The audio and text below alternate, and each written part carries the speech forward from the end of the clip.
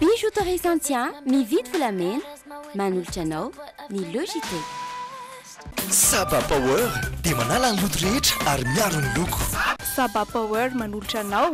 Ankafizo ny Logité miaraka amin'ny fromage la vache qui rit. Sady matsiro no mampazotomana. Ho fafinaretany ankohonanao.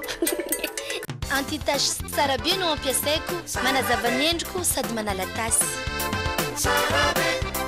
Tsara be manolotra ho anao ny Logité.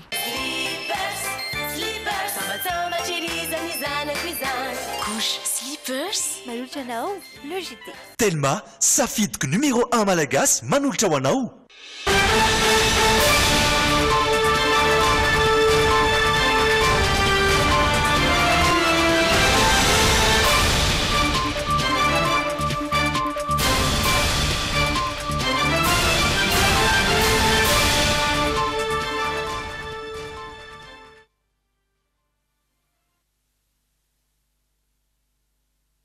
Anatsiny indrindra ny fatapahana vetivety ihany koa dia milamina avokoa izay lafiny teknika izay anomboka ao anatin'ny Logité isika ny tapany voalohany ny lohateny ho an'ny tapany voalohany. Tsy misy intsony manomboka izao ny fandranana enomby makany ivelany. Natatitry ny ezaka nataon'ny mpitandron'ny filaminana tamin'ireo faritra miady adiny hafa tamin'iny faran'ny volana janoary lasa teo iny. Tsy maintsy mandalo amin'ny fampiavana-pirenena ny fahafahana manatanteraka ny fifidianana milamina. Ampolony maro ireo faritra mando eto Madagasikara izay tokony harovana raha nambarany teo anivon'ny ministera ny tontolo iainana. Falmerabantsika tsirairay avy tompoko lasy tompoko vavy manasana ampanazanany koa anaraka ny Logité hatramin'ny farany. Ao anatin'ny tapany faharoany androany iresaka ny trangam-piarahamonina sika misy ihany koa ny hoianao sy ny hafakely tapany voalohany ary no hitondranay sy Sonia Andrenirina amintsika ireo vaovao maro samihafa.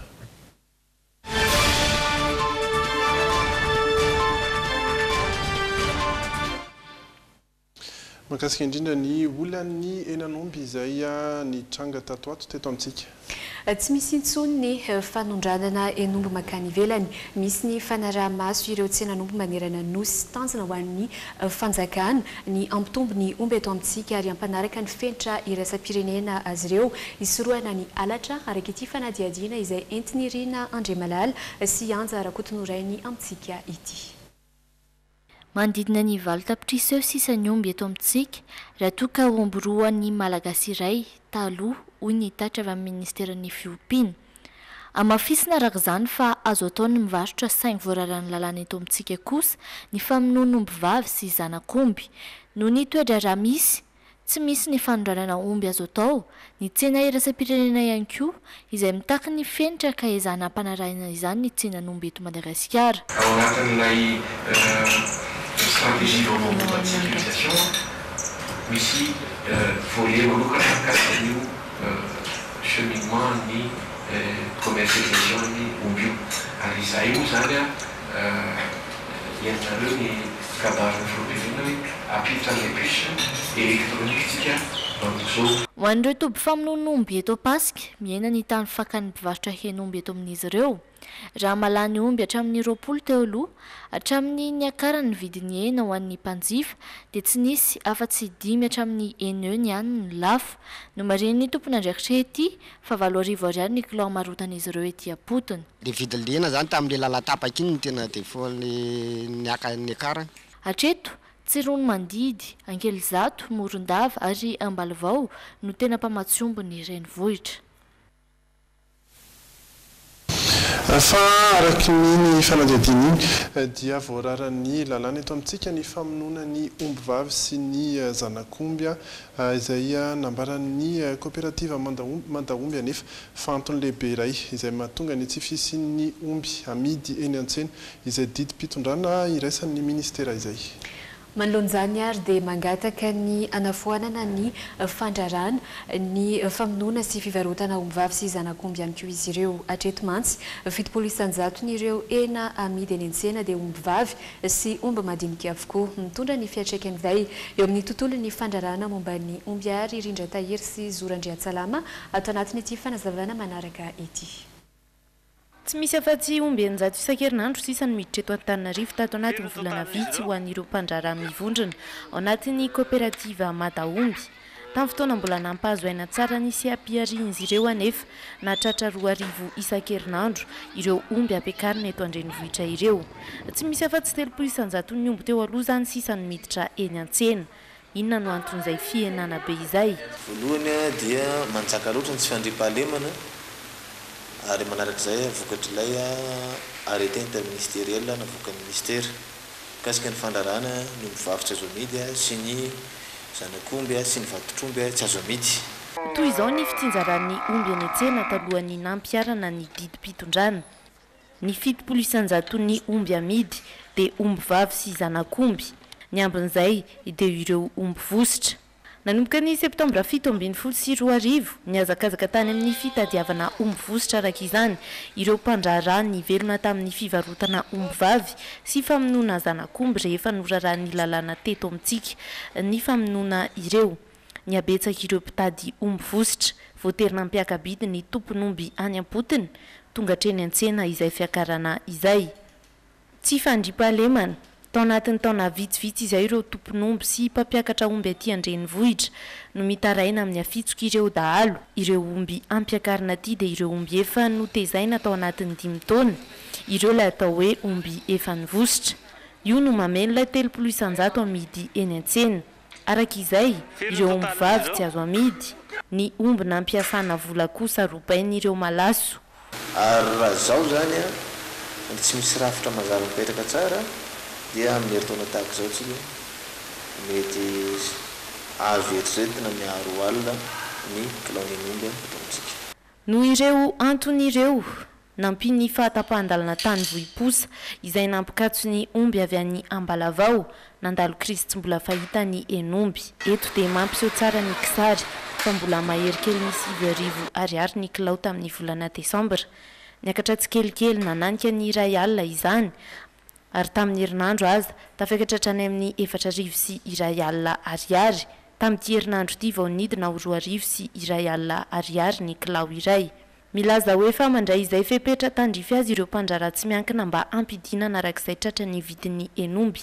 Angatan'izy ireo anefa ny fananganana rafitra manokana ahitana ny ministeran'ny fiompiana, ireo mpitandron'ny filaminana sy ireo mpandrara tsy miankina ary ireo mpiompy mba hifehezana ny famarinan-toeran'ny vidin'ny enomby sy hijerena vahaolana hafa tsy hahalany tamingana izany tahaka ny fanafoanana ilay didim-pitondrana niatra nanomboka tamin'ny taondasa. Vaovao mahakasika ny fitsaranan'ireo fiarakodia misy ihany koa ny vaovao trangam-piarahamonina hafa sy ny avy any ivelany miandratsika aoriana ireto dokam-barotra fohy ireto.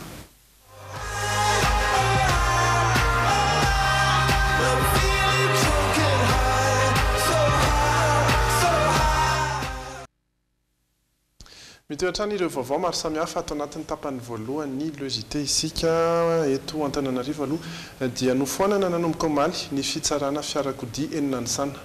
Antony efa tapitra ny fifanarahanmpanofana ny fanaovan'ny mpanao fitsirana fiara tamin'ny orinasa Omavet nanomboka tamin'ny ity androany ity noho izany dia notsinjaraina teny Betongolo sy eny bypass ny fanatanterahana ny fitsarana ireo fiara ankoatry ny eny Alarobia izay efa mahazatra. Nisy ihany koa moa ny fitaovana vaovao entina manatsara ny fitsarana fiarakodia ary ity vaovao izay entin'ny Mira Miarinjatov sy Idole Farakotoniaina amintsika ity. Isan-toerana hitsarana fiarakodia ho an'Antananarivo ity hita eto Betongolo ity. Zato mahery ny fiara tsarainy eto isan'andro. Mandany 10 minitra raha kely indrindra ny fiara iray. Jerena avokoa ireo kipitsopitsony rehetra amin'ny fiara. Raha tsy hiteny afetsy ity fitaovana iray ity izay mijery ny fahatomombana ny jiro fotsiny.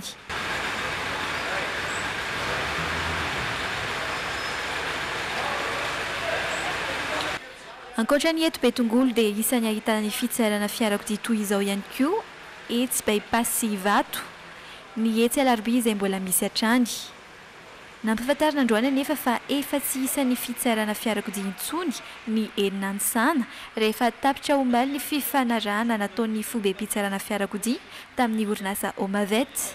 Tsy nisy olana fa izy io zany mo fifanarahana no natao tamin'ny zareo efa tany amin'ny taona 4 izy io dia satria orinasa ohatran'ny orinasa rehetra ny fobe fitsarana fiarakodia dia rehefa jerena zany ny omana dia ny overina fa tsaratsara koa raha ohatra ka manana fitaovana sy toerana manokana ho an'ilay orinasa zany dia zay natonga nay nisaraka tamin'ireo fa tsy nisy olana mihitsy. Toy izao ary ny fandaminana vaovao napetraka ho an'ny taxi bro sy taxi B ary fiara vaventy no tsaraina teny Nansana.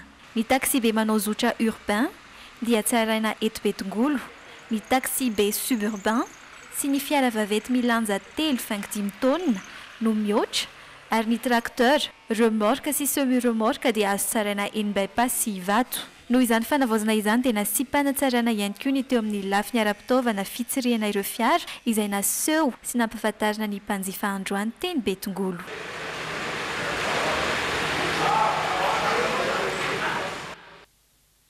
Fa eo amin'ny lafim-baovao ny trangam-piarahamonina indray kosa. Anisan'ireo vaovao entin'ny Pierre-Dina Razafindramanana Sisla tao anatin'ity fanadihadiana ity ny ezaka izay nataon'ny mpitandro filaminana tamin'ireo faritra izay niadihadiany avy tamin'ny faraparany volana janoary teo iny. Nisongadina tao anatin'izany moa ny nahatrarana ireo jiolapa makitrano anankiroa teny Maderanamontana ary ilay lehilahy mpanampy ny mpamily ny zotra izy izay tratra nangalatra solosaina anankiroa ny mpandeha iray tao amin'io zotra io ihany. Nosamboriny polisy-pirenena misahana ny faritra ny Lanivato ity tovolahy mpanampy ny mpamily taxi B ao amin'ny ligne eny Ambohimangakely ity. Tratra nangalatra ny entany mpandeha tao amin'ny taxi B ny asana izy, solosaina roa izany. Ny aiky ny elony izy taoriany ny fanadihadiana natao azy. Resaka aro-paosy teny amin'ny fiantsona ny bus eny Ampasapito kosa no antony samborina ity tovolahy iray ity. Ny alarobia teo tokony tamin'ny 12 ratoandro no nitrangan'izany. Lehilahy iray nibaby kitapo sendra nandalo teo amin'ny fiantsonany bus eo Ampasapito no saika voaendany.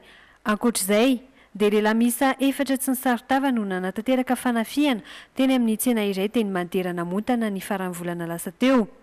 Araka ny fantatra trany dia noteren'izy ireo anome vola ny tompony tsena ka rehefa tsy nety dia ambanan'izy ireo antsy. Vola mitetina 7 hetsy ariary sy kofra misy vola tao amin'ny tsena no lasan'ireo jolahy ireo. Teny Anosy-Be indray saingy taloha kely ny andro io ny 17 janoary teo tokony ho tamin'ny 10 alina no nahatrara ny polisy ity lehilahy iray manaraka ity. Trano fivarotana no novakiny ka nahazony vola mitetina 10 mety sy 1 tapitrisa ariary raha ny fanazavana trany.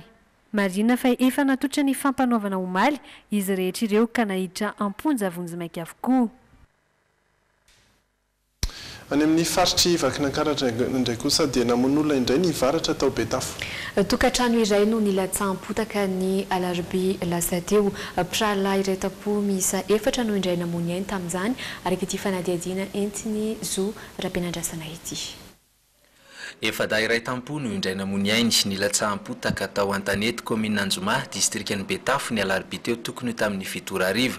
20 taona nizokiny indrindra tamin'izy ireo raha toka 20 taona eo no kely indrindra. Tanatoram-baratra no nisehony ity antambo ity. Nilatsaka tao Antapenaka ny varatra nitety azy 4 amin'ny rahalahy tao an-trano. Tsy naninona kosa izy mivady ray aman-drenin'izy ireo sy ny rahalahy ny ray hafa. Melony ambaratra orana zany kotroka mifanesesy. Afaka kotroka fa dia 4 farany dia indray mitota zay tonga dia latsaka ny varatra dia nandalo hatrany Tapenaka dia latsaka nakany an-dakozia atsimo dia verina nakao hatrany varatra dia mivoaka elo ny zavatra hita teo zay. Dia ny fahavozany izy tao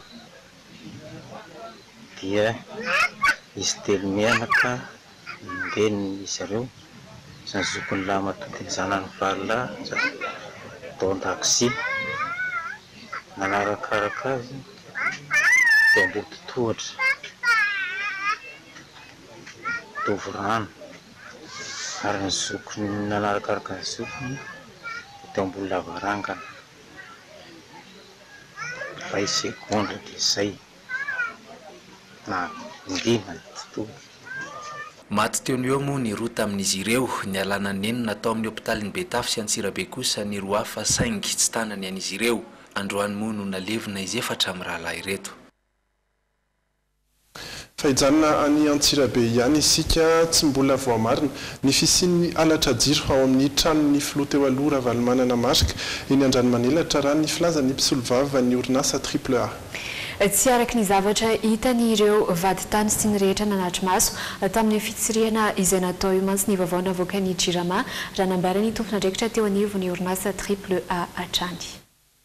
Manoloana ny fivoahan'ny lahatsoratra an-gazety tamin'ny 7 Janoary lasa teo manamafy ny fisian'ny fangalarana jiro amin'ny tranon'ny filoha teo aloha ao Andranomanelatra taorian'ny fidinan'ny fotony tanterahan'ny Jirama teny an-toerana ny andro ny 4 Janoary dia nampiantso mpanao gazety nitondra fanazavana mahakasika ny zavatra niarahan'ireo vaditany avy amin'ny andanindro nahita teny an-toerana tamin'ny fotoana io ny mpisolovavany orinasa AAA tamin'ny alarobia lasa teo. Tsy mbola tonga teo am-pelatananay moa zany ny PV avy any amin'ilay misy ankilany. Fa ty zao ny PV nataony misy anankiray nanatrika teo tamin'io 24 io 24 janvier. Ny zavatra hitany ato dia misy groupe électrogène 500 kVA izay branché direct any amin'ny trano io sy branché ihany koa any amin'ny usine.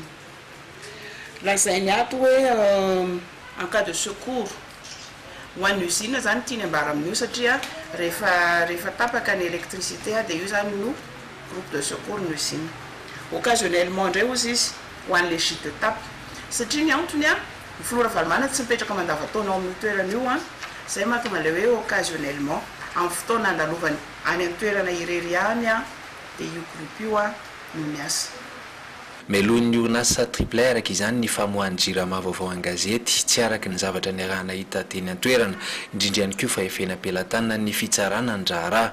Na dia atao hoe te hanamarina ny fitoriany aza ny orinasa Jirama dia ny tsara kosa ny hoe ny marina foana sy izay niarahana nahita fa ny zavatra gratuite taxe zao raisinay fanalana baraka indrindra raha teo araka ny teniko teo hoe ny enquête ane mbola tsy mikatona akory mbola tsy mivoaka akory dia sanatry ny vava ohatrany mi-influencer ve ny Jirama mi-influencer ny mpamaky ny gazety mi-influencer ny fitsarana izay nandefasan'ny fitoriana ve hoe tena marina le izy ndo hiaraka ndray mandeha raha ohatra ka hovaovaina ohatra le izy dia raha mahita eo dia ho savaina daholo ny zavatra rehetra dia samy mitondra ny misehany avy na ny Jirama na izahay dia hifanatrehany eo miaraka amin'ny responsable mpanao ny enquête dia manao procès verbal anankiray hitambarany rehetrarehetra amin'izay tsy misy afaka hiteny tsony hoe ity ny itiavana azy na ity ny itiavana azy. Tamin'ny fotoana ny dinany Jirama teny an-toerana io moa dia tsy afaka nahitany compteur izy ireo noho ny mahambola sele ny orinasa AAA ireo selage izay nampina ary tafiakatra 9 tamin'ny fitsirehana ny 4 Janoary io na dia tsy nahitana na iray nipika aza tamin'izany. Fa iverina kely eto Antananarivo sika eo amin'ny lafin'ny fandriam-pahalemana sy asa sosialy hatrany anisan'ireo faritra mena eto an-drenivohitra ny Fokotany Manaritsoa foana amin'izay fandriam-pahalemana izay. Manimba ny lazany tanàna nefa ny alatra sy ny fanendahana izany indrindra no antom-pisian'ny fikambanana mafy anampy ireo mponina amin'ny fampivoarana sy ny fampandrosoana ary ny fanadiovana ny tanàna mitatitra ny vaovao mikasika izay Rina Andremalala sy Ianja Rakotonorainy. Mbola sokajina ho faritra ivany ety amin'ny Fokotany Manaritsoa afovoany olana sadrany ny mponina miisa 7 sy 750 ny tsy fandriam-pahalemana saika ho isan'andro mandinina ny 2 isan-kerinandro eo ny vakitrano ety an-toerana eo ihany ny asa fanendahana izay mirongatra eny amin'ny elakelan-trano satria manamorona ny kanal andretaniny dia misy ihany ny mpamindaka sy ny isan-karazany zany dia ihany koa na dia misy ary ny olona dia efa miezaka ihany zay miara-miasa amin'ny polisy amin'ny 4e arrondissement. Ho fanivana ny toetsain'ny olona ety ifotony misy ny tetikasa fampivoarana ny Fokotany Manaritsoa afovoany tetikasa hanomezana fialamboly ny mponina ary anentanana ny olona mokatra sy asa mba tonga ny tanàna ho liam-pivoarana. tetikasa voalohany angambany a dia eo amin'ny fanabeazana ny olona indrindrindrindra amin'izay olana menjady akaiky indrindra amin'ny fiainany na olana inona io na olana inona zany hoe beazana izy zany a iady amin'izay olana menjady amin'ny fiainany any makany amin'ny fianakaviana mihitsy zany hoe tety farafarana mihitsy zay zany a amory ny sokajiny olona tsirairay avy ohatra hoe sokajim-behivavy. Ankoatran'ny tsy fandriam-pahalemana, anisan'ny tadiavam-baolana ihany koa ny fiandronan'ny rano eto amin'ny fokontany, rano izay avy any amin'ny fokontany Andranomanala sy anaty hazo. Fa eo amin'ny lafin'ny politika indray dia zava-dehibe ho an'ny firenena ny fizotry ny fifidianana ao anatin'ny filaminana araka ny efa ambaratrana. Tsy maintsy mandalo ho amin'ny fampihavanam-pirenena nefa ny fafana manantanteraka izany fifidianana amin'ny lamina izany. Ny sandroany ny fifampidiniana teo amin'ny delegasion'ny OIF sy ny teo anivo ny filan-kevitry ny fampihavanana malagasy. Nanao fanatadiana mikasika izay ary ny Rina Rananja sy Ianja Rakotonorainy. Matetika no miafara amin'ny crise politika ny fifidianana teto Madagasikara. Mba tsy hiverenan'izay indrindra amin'ny fifidianana ho avy dia tsy tokony atao antsiramina ny fampihavanam-pirenena mialohan'ny fifidianana. Mandray andraikitra lehibe amin'izany ny filan-kevitry ny fampihavanana malagasy na ny CFM. Andraikitry ny CFM dia ny mametraka lamina ara-politika, fahatoniana ara-politika eo amin'ny lafin'ny sokajy rehetra alohan'ny isian'ny fifidianana. Ka sy ny zavatra ataonay dia ny fanatonana an'ireo tompon'andraikitra na lazaina amin'ny teny vahiny hoe acteur politique sy ireo tompon'andraikitra ara-panjakana ary ny ao amin'ny fiarahamonim-pirenena. Androany nanatanteraka fiaonana tamin'ny filan-kevitry ny fampihavanana malagasy ny delegasion'ny OIF na ny vondrona iresa-pirenen'ny francophonie izay efa nanao fiaonana tamina mpanao politika sy tompon'andraikitra ambony teto Madagasikara nanomboka ny alatsinainy lasa teo. Fifidianana demokratika sy lavitry ny korotana moa no andrendran'ny rotota ka antony izao fiaonana izao. Nous sommes là pour travailler et le but final, c'est pour que ces élections, je viens vous dire tantôt, que ce soit des élections libres, démocratiques et dans un climat apaisé. C'est l'intérêt général qui prime. Donc nous sommes tous là pour l'intérêt général. Quand on parle de réconciliation, la finalité c'est la paix. Et notre finalité aussi c'est la paix. Parce que s'il n'y a pas de paix, il n'y aura pas de développement. Voilà, donc quand les élections vont finir dans la paix, le développement aussi va aller comme on le souhaite. Ity moa no fiaonana farany nitanterahan'ny delegasion'ny OIF teto an-toerana ary misy amin'izy ireo no andahoan'i Madagasikara anio alina. Mahakasika ny tontolo iainana indray kosa dia ampolony maro ny faritra mando eto Madagasikara, faritra izay tokony hoarovana. Ny fanandrifitra amin'ny ezaka nataon'ny ministera ny tontolo iainana amin'ny fampitomboana ireo faritra mando moa izany izay nankalazaina androany ny andro maneran-tany ho an'ny faritra mando izay natrehan'ny andro lalaina Andriamasy Stéphane Rakotomalala. Efa tafakatra 20 izao nisan'ireo faritra mando manerana ny nosy. Faritra mando izay manana ireo zava-maniry sy zava-mananaina mampiavaka azy tsirairay avy. Antom-pivelomam-poniny izany raha any ivelan'ny valan-javaboary ary aho tsy dia mpizahatany kosa raha ao anatiny. Maro nefa ireo manimba ireny zava-maniry zava-mananaina ao anatina faritra mando ireny izay tokony arovana fatratra. Amin'ny faritra mando any Samalala zao hoe misy olona be dia be miditra anaty mangrove andeha hanapaka le toerana mangrove ohatra. Resahana izy dia aizany inona ny antony vidianareo makatrondro tadiavana toerana makatrondro izy nefa tsy manimba. Dia io ny tatanina any no angalana ny mangrove anamboarana trano any Nosy Be ohatra.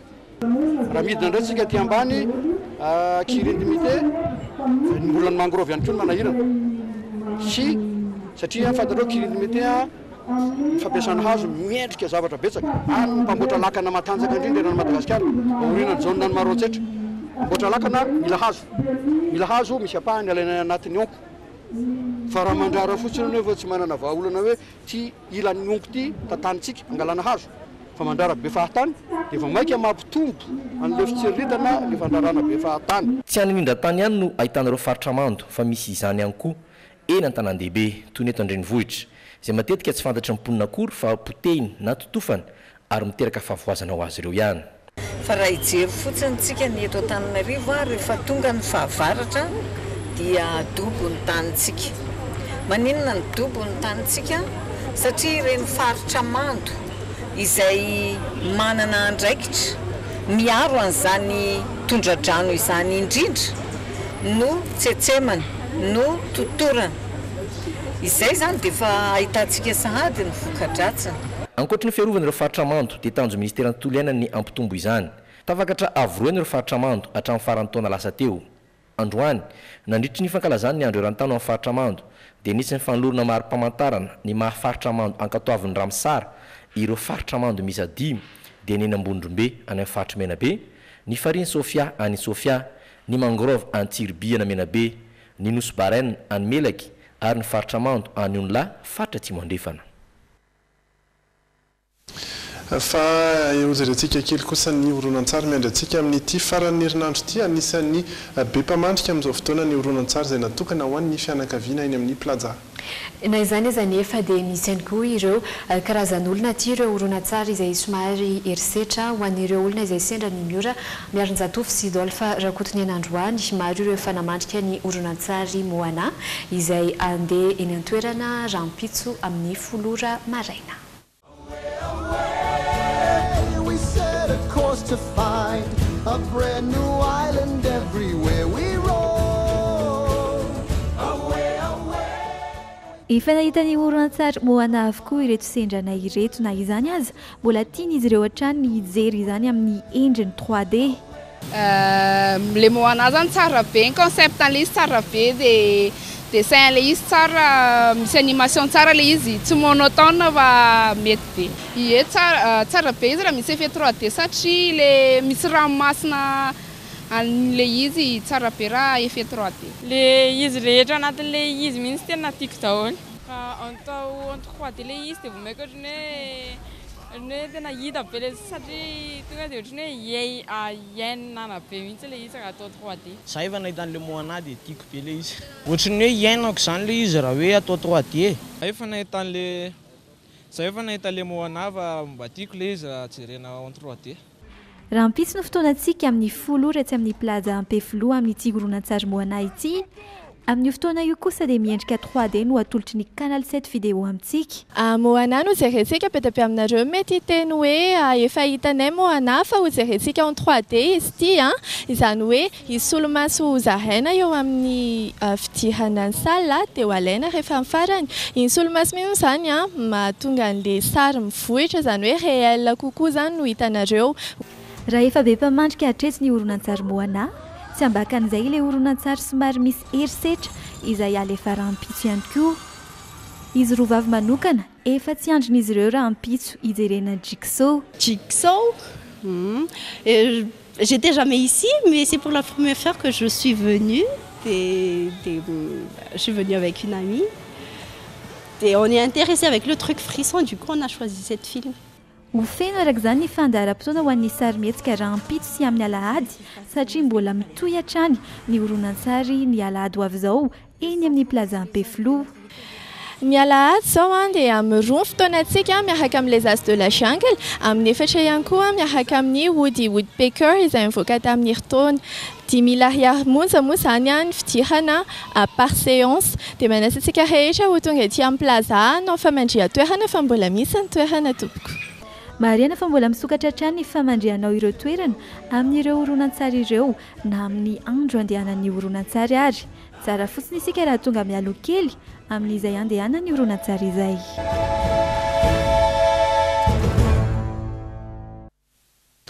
Fa mankalazaina Rampitso ny fiarabanana tratran'ny taona 2024 ho an'ireo zanak'ampelezan'ny Fianarantsoa eto Antananarivo.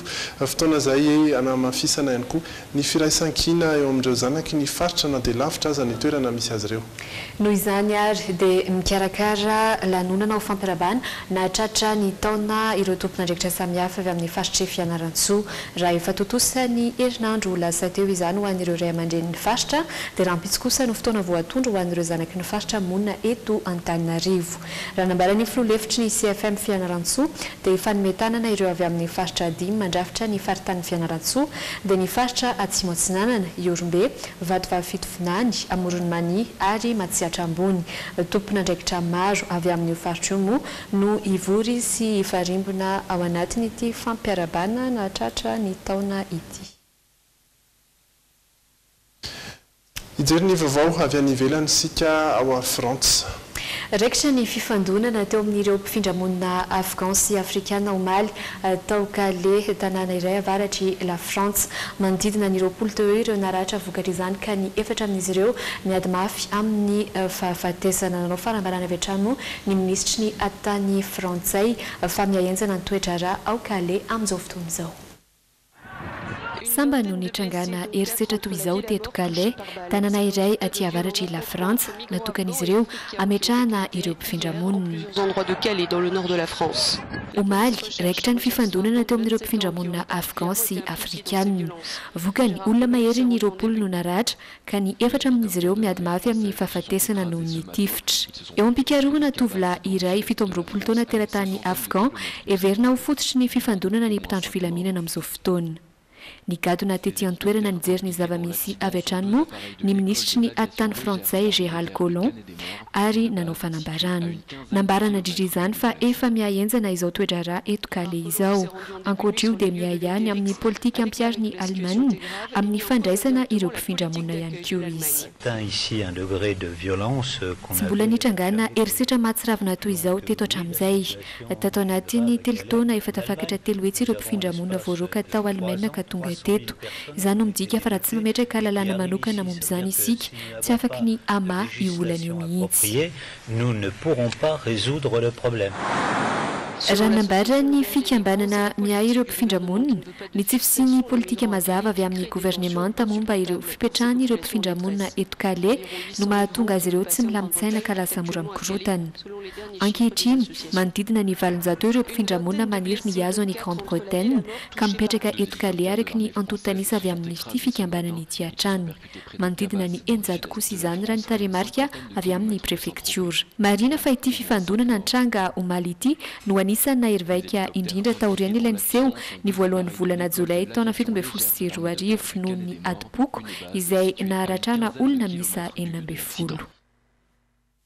Mbola hijana ny Frantsa atranantsika amin'ity vaovao manaraka ity satria manamboninahitra frantsay miisa 5 teo anivo ny tafika antanety no namony ainy androany vokatry ny fianjeran'ny angidimby anankiroa izay nanaovany ireto farany fampiarana tsy mbola fantatra moa hatreto ny antony nahatonga ny loza.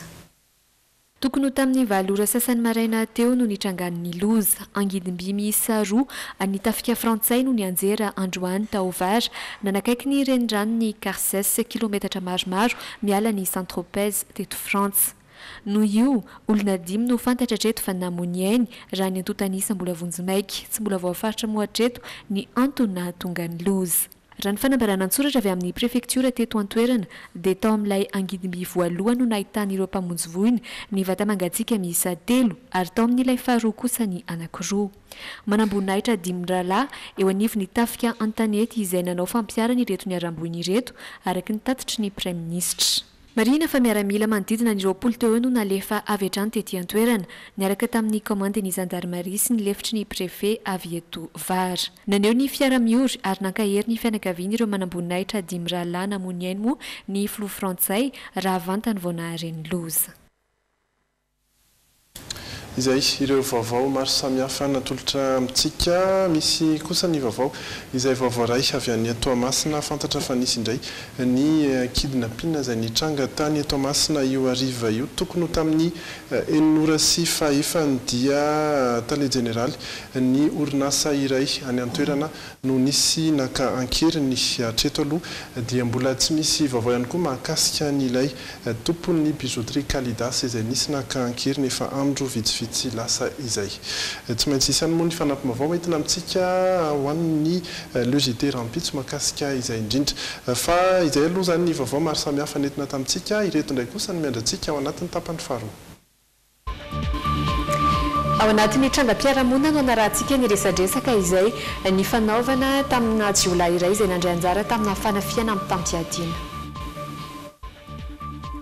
Tovolahy iray teratany Amerikana izay maniry mafy ny hitovy amin'ireny extraterrestre ireny izay indray no hafakely ho arahintsika. Isento ao anatina dokam-barotra vitsivitsy isika dia miverina eto indray ao anatin'ny tapany faharoa hitondrananao ireo zanam-pandarana ireo.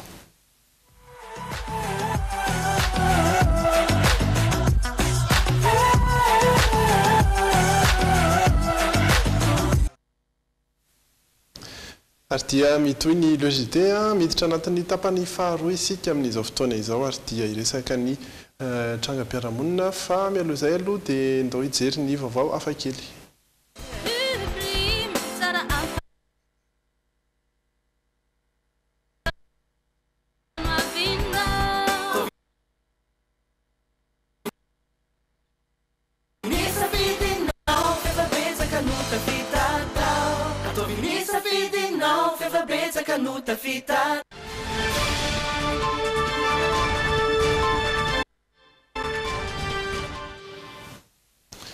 Ny hafakely izay hoentiny Sonia an'ity androany ity. Tovolahy iray teratany Amerikana izay maniry mafy ny tovy amin'ireny extraterrestre ireny no entina amintsika ato anatin'ny hafakely androany. Efa manodidina ny 12 eo fandidiana izay natao taminy mba hitovizana amin'izay extraterrestre izay lao raha antsika vetrany ary ny sary fanadihadiana. I see my life progressing to a more otherworldly look. Vinny O izay no anaran'ity tovolahy teratany Amerikana ity. Eto Los Angeles izy no mipetraka ary anisan'ny mpilatro malaza. Ny olana dia sady mieritrany tena no lehilahy no tsy vehivavy ny itovy tsy misy valaka amin'ireny extraterrestre ireny. My look is to become tovolahy kely an fala exact mirehitra ihany scientific Vinny tambola kely proportioned saingy teo amin'ny sexless human 17 being. taonany kosa no nanomboka nitsiry tao an-tsainy ny itovy sy iaina grew up in a sahala small town amin'ireny in Oregon, extraterrestre never feeling ireny. like he Trop depuis sa plus tendre enfance aux substances. Mba hatrarana io tanjony io dia niatrika fandidiana efa mahery ny 10 ny tenany. Namboarina avokoa ny tapikandrina, ny orona, ny molotra, ny maso. Vola tsy tokony siforoana tokoa ny laniny tamin'io fandidiana azy io satria vola mitentina $10,000 na 700 tapitrisa ariary no laniny tamin'izany. I'm looking to have Teo lasa aliena ary tiako ho hita sy tsapan'ny olona avy ety ivelany ny zavatra iainako ato anatiko ato. that way there is nothing there, just maybe like Tsy nijanona hatreo anefa izay fakana tahaka tiany Vinny ho atao izay fa lasa lavitra mihitsy. Amin'izao fotoana izao dia mitady hevitra mafy sy anana taovam-pananahana intsony izy. Ankoatra ny saram-pandidiana izay mitentina $10,000 sy $200 na 3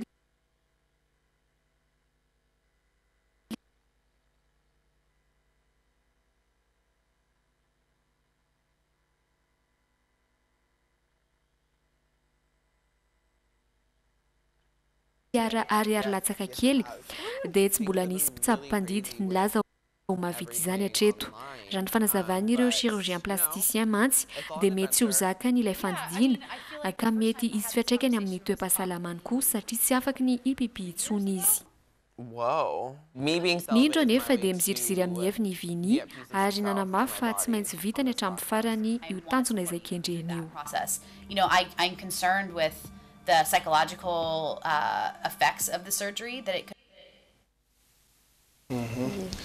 Hitantsika moa zany raha ho tanteraka ny fanirian'ny Vinny ao anatin'izay fa atao hoe dingana farany angamba izay satria efa betsaka ihany ny dingana lalovany tamin'ny fanamboarana vatany. Ie, fa maromaro ihany ireo olona nanakihana ny zavatra nataony iny ankoatra n'ilay hoe fanovadany endrika amam-bika moa zany dia be dia be mihitsy nanakihana n'ilay hoe hanao fandidiana nasorana tanteraka ny taovam-pananahany.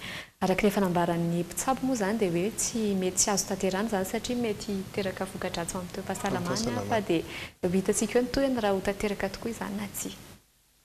Eny ary dia mitohy hatrany ny logité ho jerentsika raha ohatra ka efa voninao ny trangam-piarahamonina.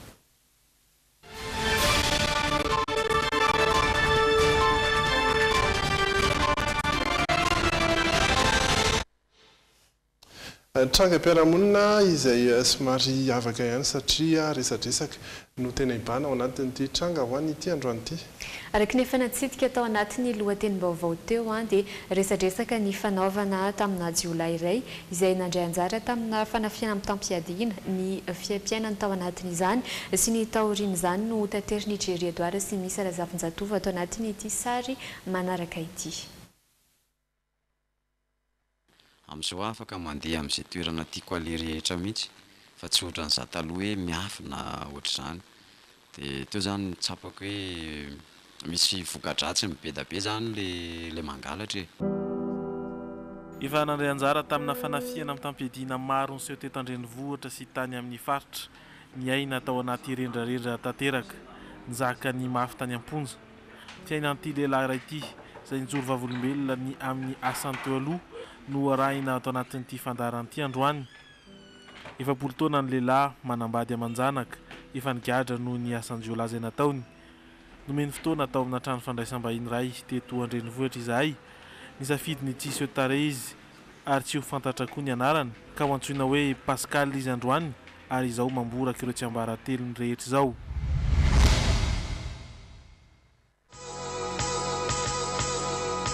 Tany amin'ny taona 2000 tany ho any no nanomboka tafiditra tao anatin'ny asa ratsy Pascal. Namana sendra tafiaraka izy ireo no niarany ketrika ny fanafiana amin'ny tampiadina voalohany. Mbola tsaroany tsara izany fotoana izany. Sendra miaraka amin'ny sotrosotro eny dia nandeha ny resaka dia ny tomboka teo izany dia lasa nanaoko vorivory izay dia nanana gropy anankiray.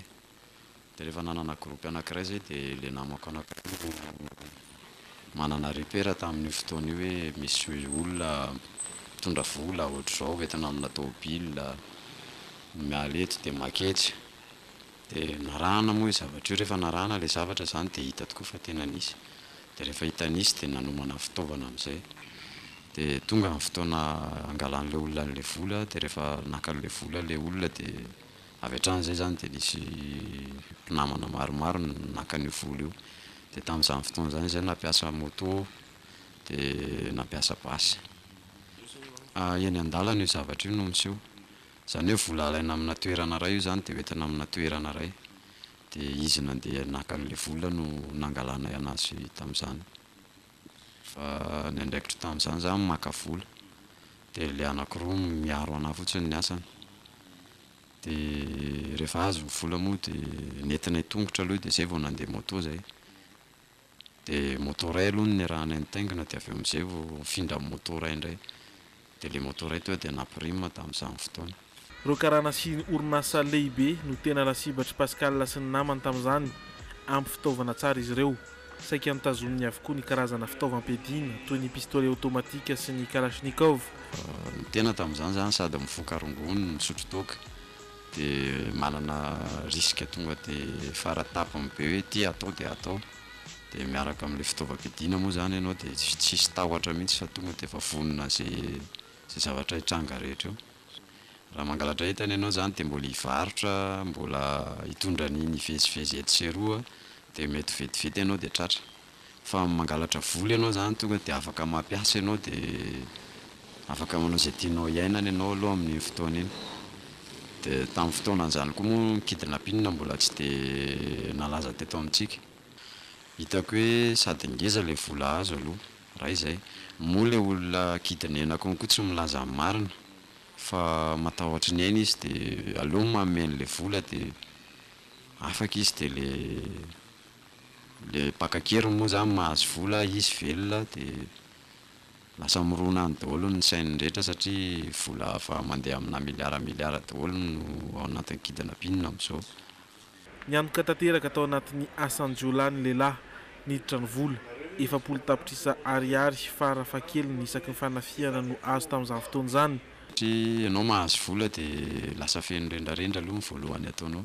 Lasa tsy maintsy hoe mitsoka ianao dia mifindra toerana dia mifindrafindra dia zara ianao raha mahazo zavatra amin'ilay vola izany fa lasa ohatrany hoe lany amin'ny rendrarendra foana ilay izy.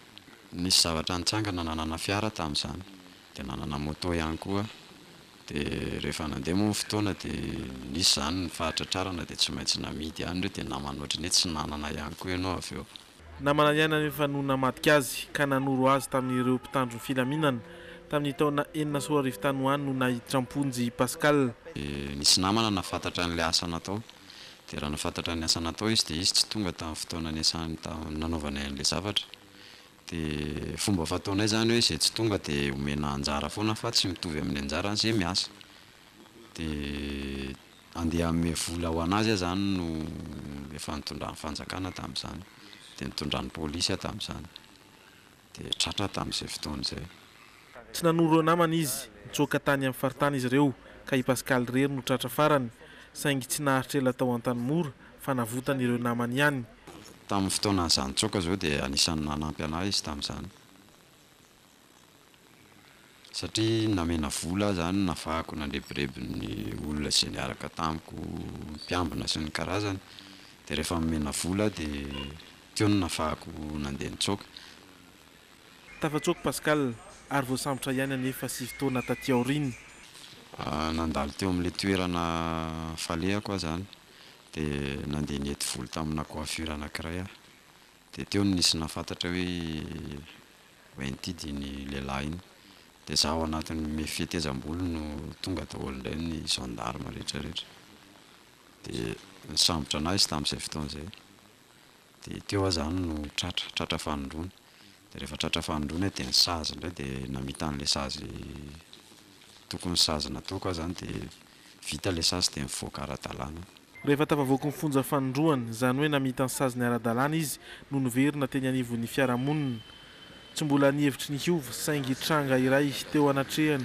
no nampiova hevitra azy dia ny fahafatesan'ny namany misy fotoana tena namana akaiky indrindra zany voatifitra hita amin'ny masoko hoe io fa voatifitra maty dia teo any nanomboka nerikoditra sady nanapa-kevitra moa zanako koa tamin'ny fotoana zahako nanao ny asan-jiolahy zany tsy mipetraka tamiko fa mipetraka any amin'ny reniny daholo ireo dia noho nizaha voaka ny fonja amin'izay dia mipetraka tamiko ny zanako dia teo no nahatonga na hoe hiova amin'ity zavatra ity fa tsy hanao anazy intsony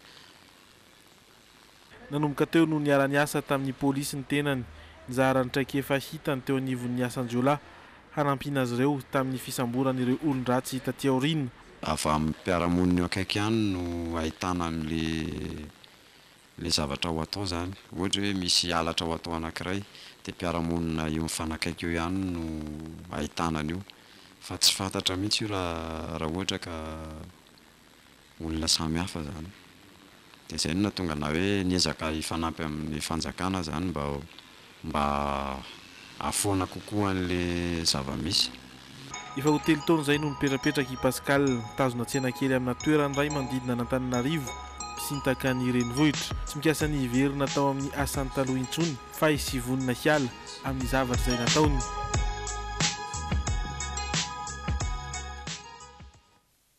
ary dia nafantarana bebe koa ny mety hoe ao an-tsainy ireny jiolahy ireny izay resadresaka nentina tamintsika teo izay ary dia iny ihany koa no hoentsika miditra ao anatin'ny meteo ho an'ny androany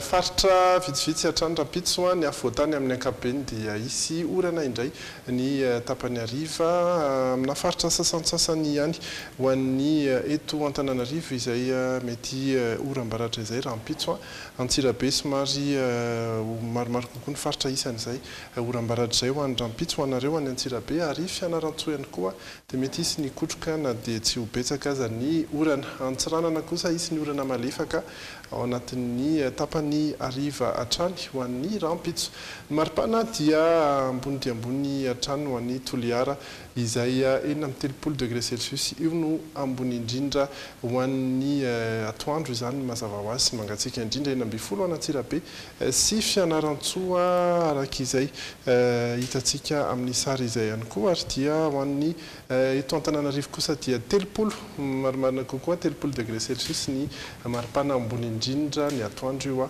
ary 20 zany ny mangatsika indrindra amin'ny 5 ora sasany indray no hiposaka ny masoandro rampitso ny filetehany tsy miova amin'ny 1 ora sasany mahery 2 minitra dia izay no mamarana ny logité ho an'ity androany ity misaotra antsika niaraka taminay hatramin'ny farany rampitso indray ny logité manaraka amin'ny 7 ora sasany hatrany veloma tompoko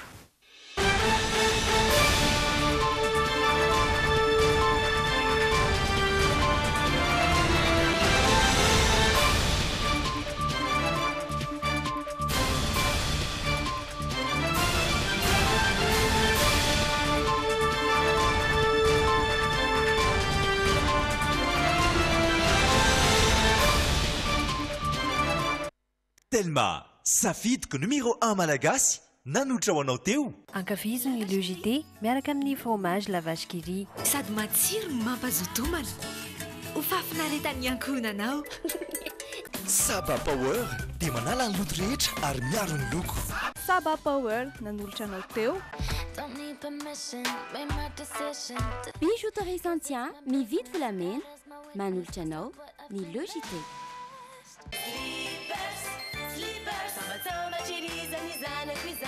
Couche slippers manolotra anao Logité. Anti-tache tsara be no ampiasaiko manazava ny endriko sady manala tasy. Sara be nanolotra anao teo ny Logité.